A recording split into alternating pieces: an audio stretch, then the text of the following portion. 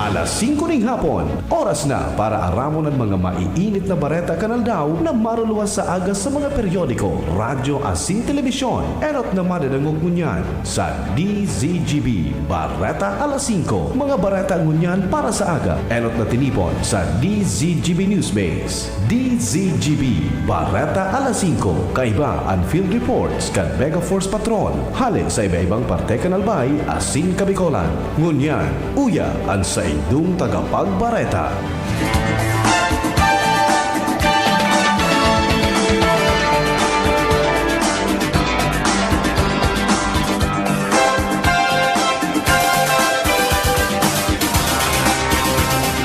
Diyos marhay na hapon sa pangaran ka na news team. Ako po ang sa indong magiging tagapagbareta, si Pio Fernandez.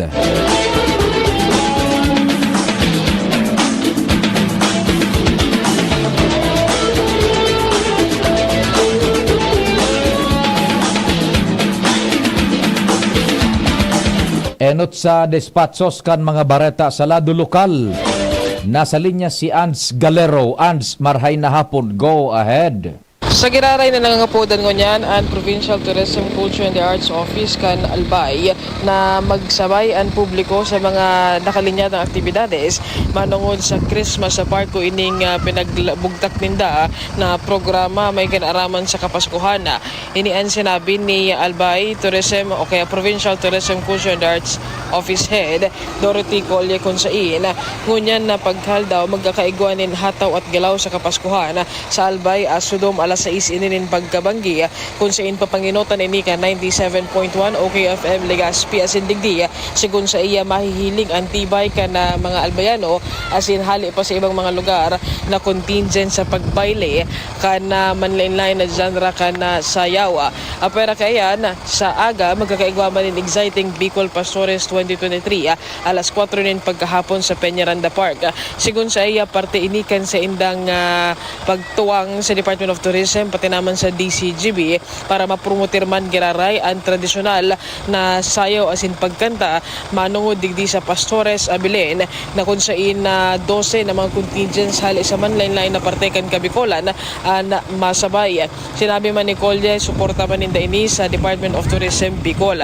Apera kayan, poon sa Desyembre 16 sa Good 24 sa Peñaranda Park, igwaman sindanin na Albay Santa Morning Sears kung sain na may mascot o kaya may Santa Claus na mascot na matao manin kaugmahan sa mga kakiana. Sigun kay Colye naglalaom sinda na maski na nga ni diit sa naman ang aktibidad na ipinagtalaan ninda manungod digdi sa Christmas sa park takulman giraray ang mainganyar na mga turista sinman albayano na magsabay sa siring na aktibidad. Dagdag na bareta, Ans Galero, DCGB. Mientras tanto, dagdagan taan detalyes sa lado lokal. Nakalinya si kumpadreng Al Armario Pading Al. Good afternoon. Go ahead. Day pa ni nangyayari sa plano kanaleko na may improvement lamang ang sendang serbisyo lalo digdi sa area pasiring sa Manito. Susog sa mga plano sa provincial level kan Albay may tabang na itatao ang Naputol ang transmission ni kumpadreng Al Armario.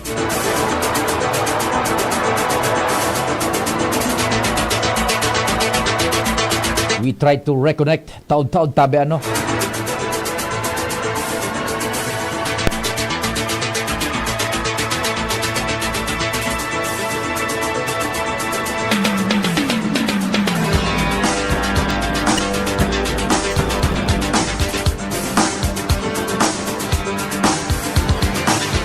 Ngunyan sa detalyes ka na bareta sa lado nasyonal sa giraray na mapasiring sa ibang nasyon si Presidente Ferdinand Marcos Jr. ngunyan na semana tanganing mag-atindir sa ika-50 Japan-ASEAN Commemorative Summit sa Tokyo, Japan.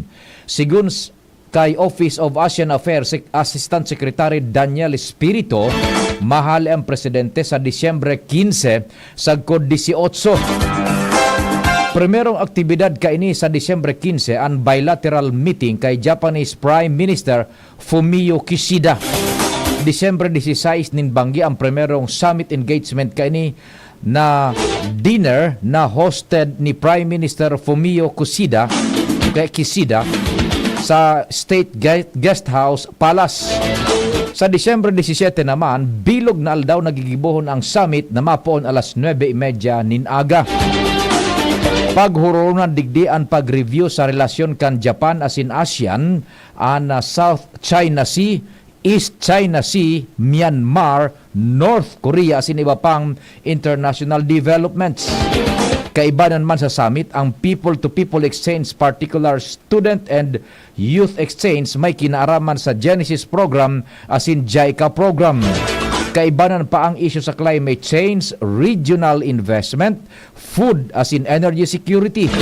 Sa Desyembre 18 naman, bago magbalik sa Pilipinas, magkakaigwa ang presidente ning duwang business meetings alagad day man ipigdetalye na espiritu an may kinaraman sa nasabi ng aktibidad.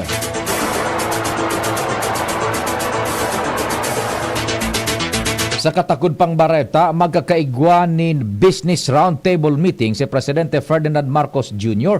hasayang ultimong aldaw sa Japan sa Disyembre 18. Sigun kay Office of Asian Affairs Assistant Secretary Daniel Espirito, gigibuhon ang Business Roundtable Meeting alas 1:30 o kay alauna 1:30 nin hapon. Sinabi ni Espirito, paghurunan digdi ang pag-review sa mga enot ng business pledges sa Japanese businesses leaders. Matatandaan na kang Pebrero, kang presenteng taon enot ng nagkaigwaning state visit sa Japan ang presidente, kaya nagkaigwaning investment pledges sa Japan. Ang presidente ang mapasiring man sa Tokyo, Japan sa Disyembre 15 sagkod 18 tanganing mag-atindir kan ika-50 Japan-ASEAN Commemorative Summit. Sa iba pang detalyes kan bareta, sa pag-abot kan BRP Sierra Madre sa Ayungin Shoal, naghatod man nin mensaheng pampalangkaw nin moral o kaya sa pag-abot sa BRP Sierra Madre sa Ayungin Shoal, naghatod man nin mensaheng pampalangkaw nin moral si Armed Forces of the Philippines Chief of Staff General Romeo Brawner Jr. sa mga soldados na nakadestino digdi. Sinabi ni Coronel Cerex Trinidad na personal na hinatod ni General Brawner ang mensahe ni Presidente Bongbong Marcos Jr. sa mga soldados kung sa pigbibidbid nindaan sakripisyo asin serbisyo kan mga ini para sa pagpautob kan sa indang misyon. Sa ibong ini kan padagos na panggigipit kan China sa mga barko kan Pilipinas na nagkakaigwaning resupply mission. Mientras na siniguro ni Brawner sa mga soldado sa BRP Sierra Madre na daisinda pababayaan kan presidente asin kan Fuerzas Armadas kan Pilipinas. Apuera kaini bilog man ang suporta kan mga Pilipino sa indang trabaho. Kan weekend naka-experience mismo si General Brawner kan pangharas kan China matapos sindang i-water cannon mantang pasiring sa BRP Sierra Madre sa Ayungin Shoal.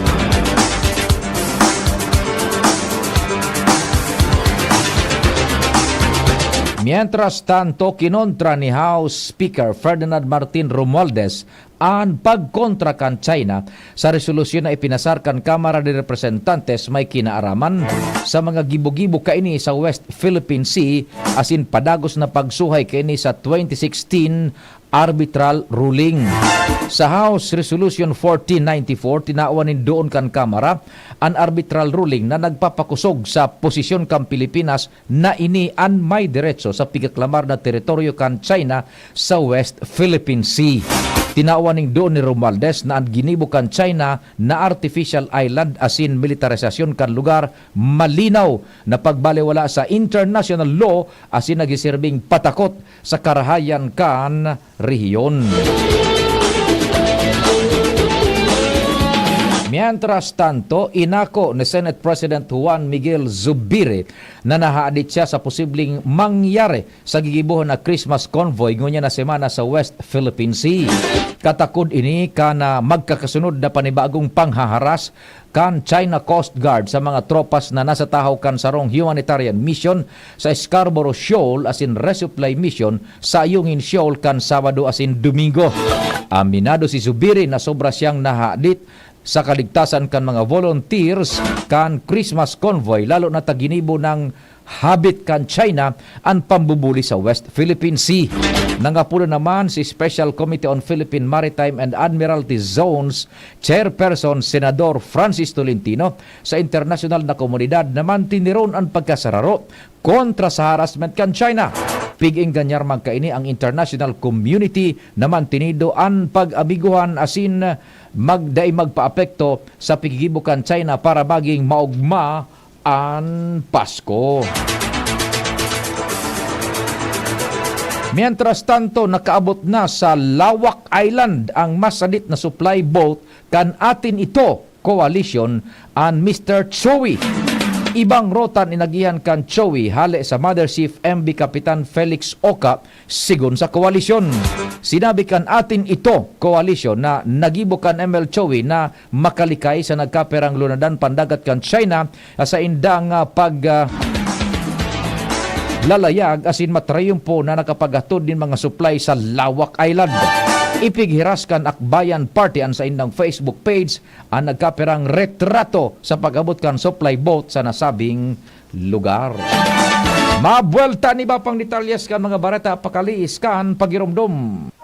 Sa mga taga-Hubilyar, ipinapaabot sa Indo ni Alcalde Jorem Arcangel asin kang bilog niyang pamilya ang malipotok na pagbati nin maugmang Pasko asin manigong bagong taon sa Indogabos. Ngunya na Pasko, laom niya, nagabos kita magkasarundo dahil anta ini ang panahon nin pagminuotan asin dapat nang lingawan ang dai pagkakasinabutan sa lambang saro. Maut niya, nakamo padagos na magtarabangan, tangani makamtan ang sarong maoswag na gobyerno sa munisipyo kang Hubilyar. Kamo ang sa iyang inspirasyon para marealisar ang sa iyang mga marhay na pangaturugan para sa banwaan kan Hubilyar. Sa giraray, sa gabos ng mga taga-Hubilyar, hali sa indong mamumuto na alkalde, Mayor Jorem Arcangel, asin kagawad Brandy Arcangel, minabati nin maugmang Pasko, asin matuninong na bagong taon sa Indogabos.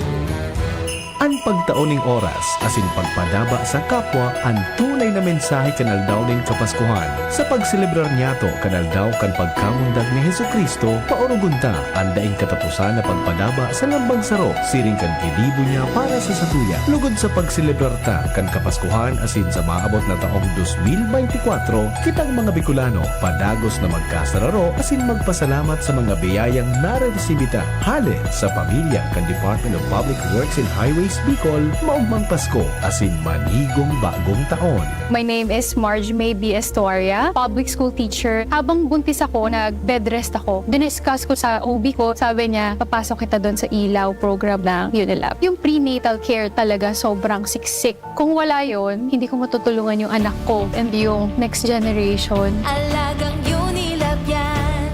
If symptoms persist, consult your doctor. Chewable paracetamol. Gamot sa lagnat for kids in candy flavor. United Home Kidilets. Unilab yan. Paracetamol is the generic name of Kidilets. If symptoms persist, consult your doctor. Sarong mapagpalang aldaw sa inyo, gabos. Ako po, si Alfred de los Santos, kan-an probinsyano party list. Minamaot ko po ang bilog na pusong kaugmaan, asing katuninungan sa indong pamilya. Ngunya nakapaskuhan. Pirmita pong giromdomon na ang tunay na diwa ng Pasko ay ang pagkamuot na darakang sa tuyang pamilya, asin mga amigo, bilang pagrumdom sa kapangakian kang satong kagurang ng Hesukristo. Maugmang Pasko po sa Indogabos, asin matininong na bagong taon. Ang probinsyano party list. Pasko na! P-A-S-Co, P-A-S-Co, Pasko, Pasko, Pasko. Oo na ang Pasko sa pansit, adobo, spaghetti ko. P! Pansit na shrimp sarap with Nor shrimp cubes. Adobo na meaty sarap with Nor chicken cubes. Spaghetti na meaty special with Nor pork cubes. Oo na ang Pasko sa pansit, adobo,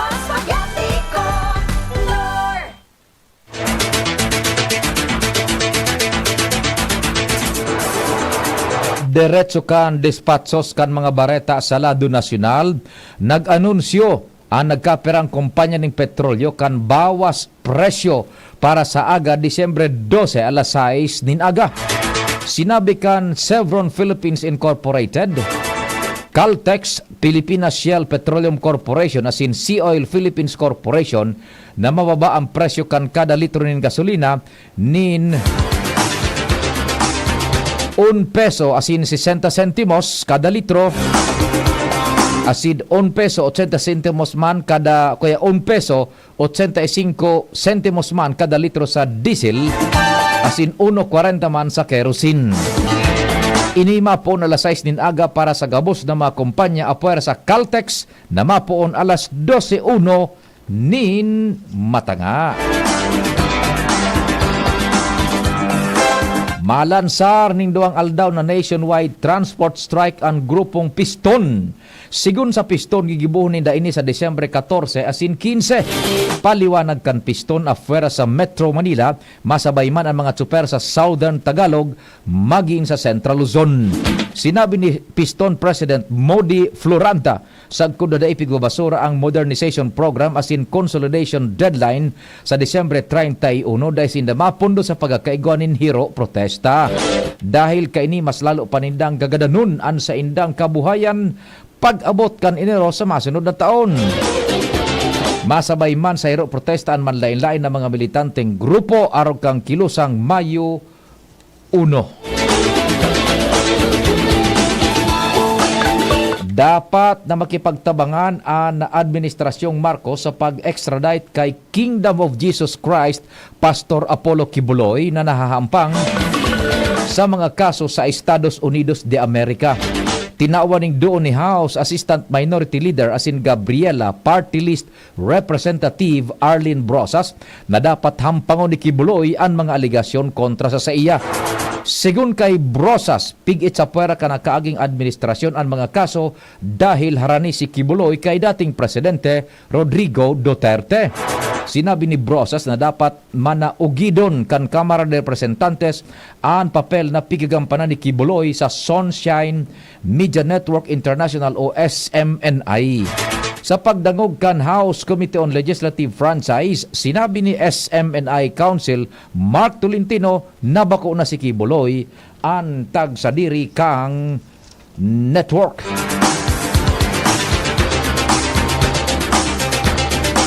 Mientras tanto, tuminama ang magnitude 5.1 na linog sa kadagatan kan Kagwait, Surigao del Sur kang Lunes nin aga, sigon sa Phivolcs. Alagad wara manin piglalao man aftershocks dahil sa linog sigon sa Phivolcs. Pigyug-yug ang Surigao del Sur ni makusog na linog kan mga nakaaging aldaw na ang magnitude 7.4 na tuminama sa hinatuan. Tulo katawa na rehistrong nagadan asin 76 katawman ang narehistrong lugadan sa reyon kan Caraga asin Davao kasunod kan makusog na linog. Sigun iyan sa National Disaster Risk Reduction and Management Council.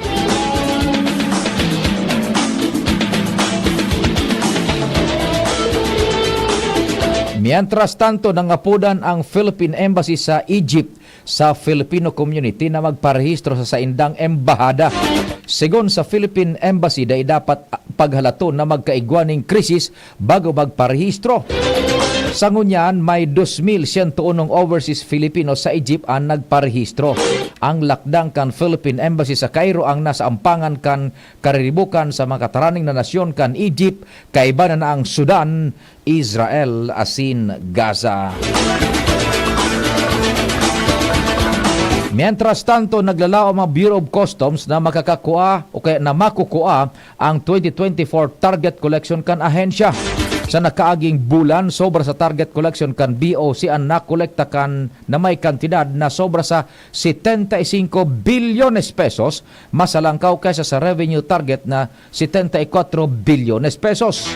Ang year-to-date collection na nag-abot sa ang year-to-date collection nag-abot na sa 813 bilyones pesos, masalangkaw ning 2.2% kaysa sa target na 74.25 bilyones pesos.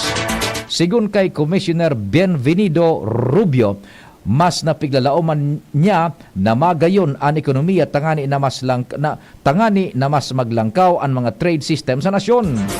Dagdag pa ni Rubio na pigigibuman kan gobyerno ang mga lakdang tangani na mas mapakusog ang ekonomiya kan nasyon base sa mga konferensya na sa iyang naatindiran.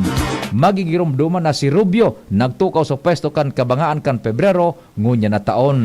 Kaya piglalauman niya na sa masunod na taon sisiguruhon niyang makukuha kan ahensya ang target collection.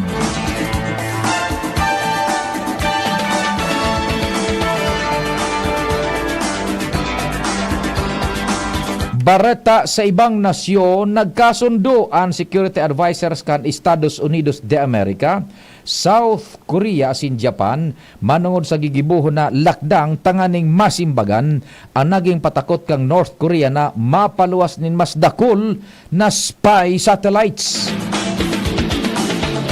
Naghirilingan ang mga security advisors kan tulong nasyon sa Seoul, South Korea kan Sabado. Sigun kay White House National Security Advisor Jake Sullivan, tinukar ninda sa pagtiripon ang patakot kan Pyongyang sa cyberspace asin cryptocurrency abuses maging ang isyu sa Ukraine asin Medyo Oriente. Ultimong bareta sa lado kan Karawat, secured na sa quarterfinals ang Magnolia Chicken Timplados matapos namako ang ikapitong kapangganahan kontra sa San Miguel Beer sa skor na 94-90. Nagkamada nin 31 puntos, 21 rebounds si Tyler Bay para buhaton ng Magnolia. Nakapag-restore maning double-double performance si James Lapot na igwang 14 puntos, 7 rebounds, mantang 11 puntos man asin 11 assist kay Gio Halalon. Pinantayan kan Magnolia ang franchise best 7-0 start sa sarong conference kang taon 2008 sa Philippine Cup sa irarom ni Coach Ryan Gregorio.